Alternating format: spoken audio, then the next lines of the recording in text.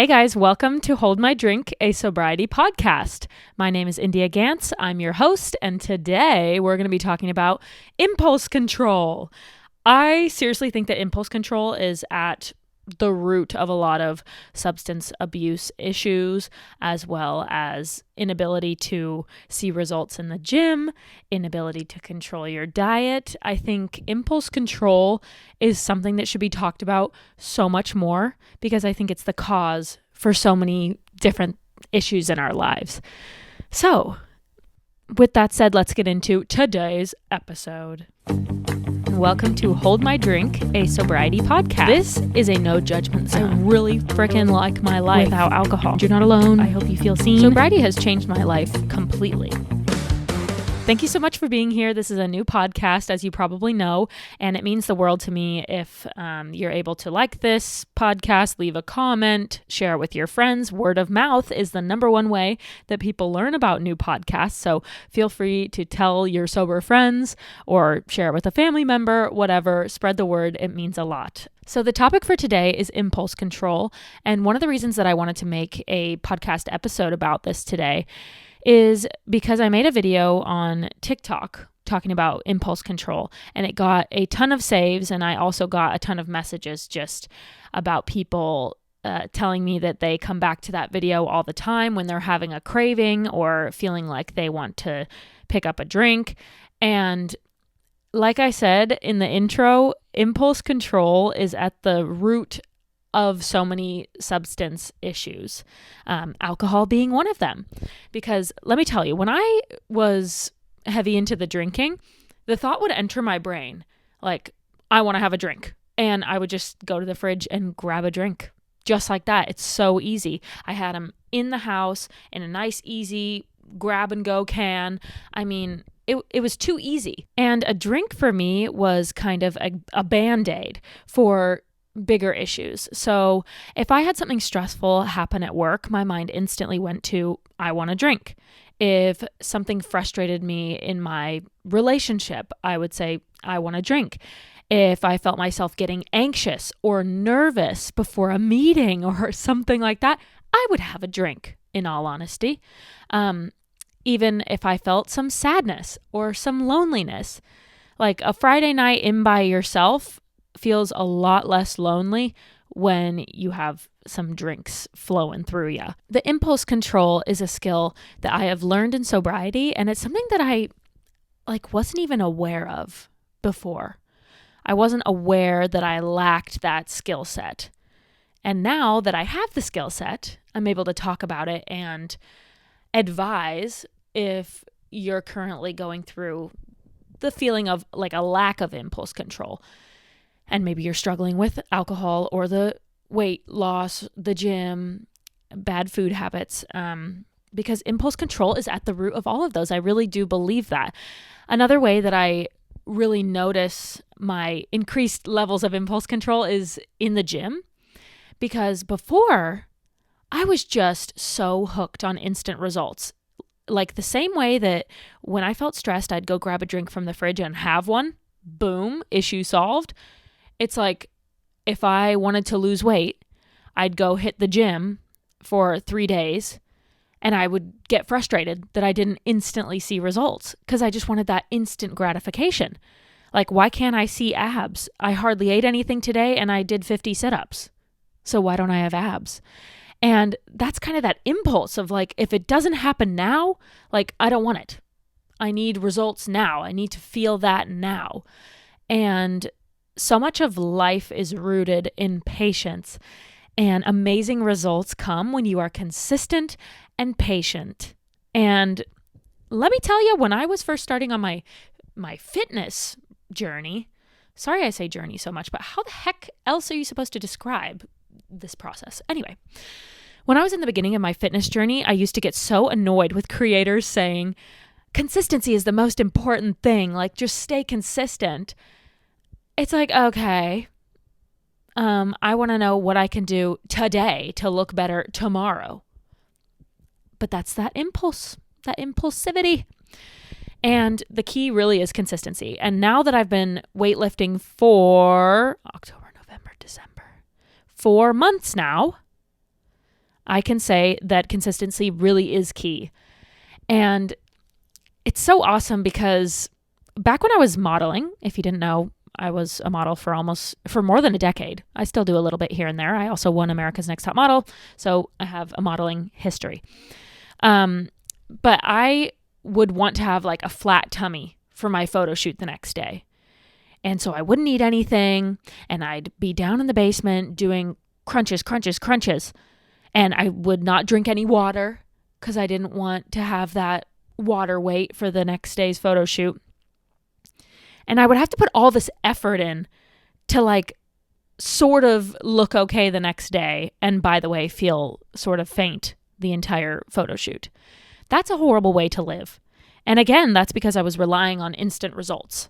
And now it's so cool. I go to the gym probably 4 days a week or so. And then I try to be active every day, like even if it's just a walk or hot yoga or something like that. But now I wake up, and if I ate a ton, I went out for dinner and had dessert, and obviously I'm staying hydrated. So I had a full liter of water before bed. Like I had everything. I did everything that I previously would never have done. And I still wake up with a flat tummy because I'm consistent in the gym and consistent with my diet. I feel like that's a very niche experience because I was really heavy into the modeling. But what I'm trying to say is that if you want results for something tomorrow, or, your big conference at the end of the week, or your wedding day, while it's good to put in some effort before those things, like that's great. But the real key to lasting results is consistency. I guess looking back, I never really knew what my body was capable in the gym and what it could look like and feel like, because I would just do these little spurts of exercise. Like I said, I'd go to the gym for 3 days and be disappointed that I didn't have abs popping out, or like an awesome booty after I did 25 squats one day. I would want results instantly. And now I stay consistent. I stick to the routine. I trust the routine. And over time, the results come. And right now I'm sitting here after 4 months of consistently weightlifting, and I'm thinking, thank God I have been consistent. I don't have to get mad at myself for overeating or skipping a day or indulging. Like, it's all fine because I stay consistent. It's just such a more even, level playing field inside my head. There's not as many ups and downs. And actually, that's quite the same to the drinking. A lot less ups and downs because my mindset is just the same. I'm not hungover. I'm not tipsy. I'm not craving a drink. I'm just neutral at all times. And it's a really special way to be. And how crazy is this fact? 25% of people with ADHD will experience some kind of substance abuse issue. And that is just mind-boggling. And it brings me back to impulse control being at the center of substance abuse. Because people with ADHD struggle with impulse control. It's a common symptom of people with ADHD. And so that's why such a high amount of them struggle with alcohol or food or other drugs. But it's that lack of impulse control. It's so deeply linked to substance abuse. So that's why I think if we can get a good grip on it and be aware of it, it can help us so much during recovery. When we feel the impulse to drink, this is a sobriety podcast. There's impulse issues and everything, like I've said. But as far as impulsivity and drinking, here's what I do to combat that. So I feel like, wow, that situation really bothered me. I want to drink. Or like sometimes I'll think, I'm alone. I have the whole house to myself. It's an evening. That sounds like a really great time to have a drink and unwind and relax. For me, that's when I feel like having a drink. And I think it's really important to identify why you're having those feelings. So, for example, the stressful situation at work. Instead of drinking to just band-aid that anxiety, that stress at work, instead now I look at that issue at work and I say, why does that bother me? Why does that make me anxious? what can I do to address that anxiety? I am a big list person, so I love to just write down everything that's on my mind or everything that I want to get done the next day.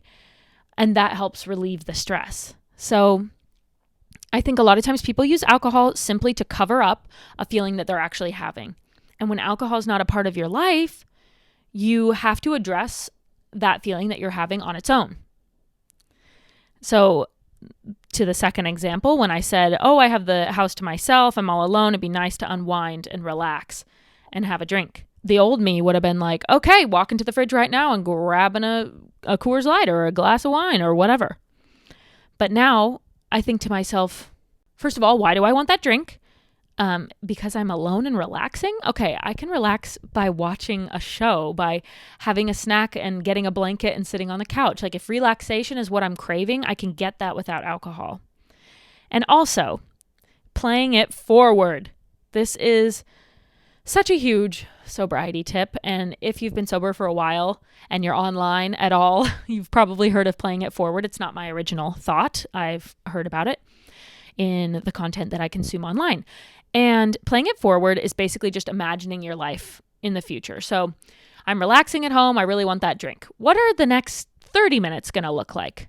I am going to have instant regret and be like, gosh, dang it. Let's look at an hour from then. I would definitely want another one. I probably would have already had a second or third drink. And all of a sudden I am tipsy. I'm not thinking straight. I'm sending messages that I don't want to. I'm recording stupid TikTok videos that I shouldn't be because I'm under the influence and I sound like an idiot. Then I play it forward to the next morning and I'm hungover. I'm filled with regret. I'm counting how many drinks I had. I'm wondering if I left cans somewhere that somebody's going to see.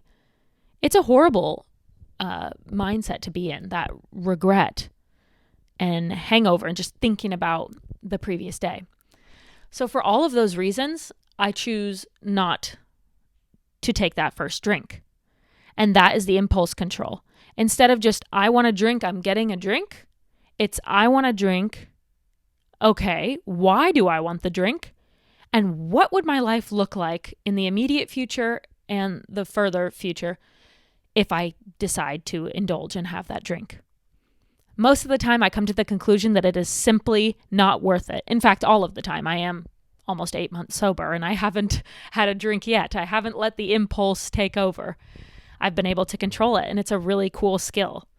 Like I said, addressing the root issue is really, really helpful, and that's just healthy because you're actually getting to why you want that drink so badly. What is it that's making you want a drink? Are you shy at an event? And you wish that you could just loosen up, like, oh my God, I'm so nervous to talk to these people. See that as a challenge and be like, I want to improve my ability to communicate with others and thrive in a social setting. And I know that I'm a good person and I can make conversation with these people. And just start developing skills. Whatever situations you feel that impulse to have a drink, analyze why you want that drink. And then, like I said, the playing it forward is also awesome for impulse control. And a little fun fact that I'm going to throw into the end of this episode, cravings only last 30 minutes. So if you can last 30 minutes and control yourself for 30 minutes, then it's a piece of cake. I always like to preach that sobriety doesn't have to be hard. You don't have to white knuckle it. It shouldn't be that grit your teeth and bear it. Like, it should be easy because you love your life and it's become your lifestyle. But with the mindset of cravings only last 30 minutes, even if you have to white knuckle it and just say, don't drink, just find some peace in knowing that cravings only last 30 minutes. And don't ask me what scientific study that is from. That's another thing that I've just heard along my sobriety journey. I'm sure some doctor somewhere said it at some point. But that brings me a lot of peace, just knowing that even though I feel this way, like, combat it, face that, address why you're wanting the drink, play it forward, push through, and in 30 minutes, you're going to be feeling just fine. So, impulse control. It's a beautiful thing and a skill that I'm really, really grateful to have. I find myself using it in all different aspects of my life. Even if you're craving food or dessert or something that you're not supposed to have. So if you're trying to cut out certain things, impulse control is another great skill to have when you're battling those cravings. So hopefully that gives you something to chew on, and please do save this or favorite it or download it or however you do on whatever platform you're listening to this on, and come back to it when you're having a craving. Impulse control is a superpower. If you're able to control your impulses, you will be so successful in your fitness, your health, your sobriety. Impulse control is everything, and it's something I'm super passionate about. So be really proud of those skills that you develop in sobriety. It's amazing and will help you in so many different things in life. So thank you for tuning in, and I will see you for the next episode. Bye.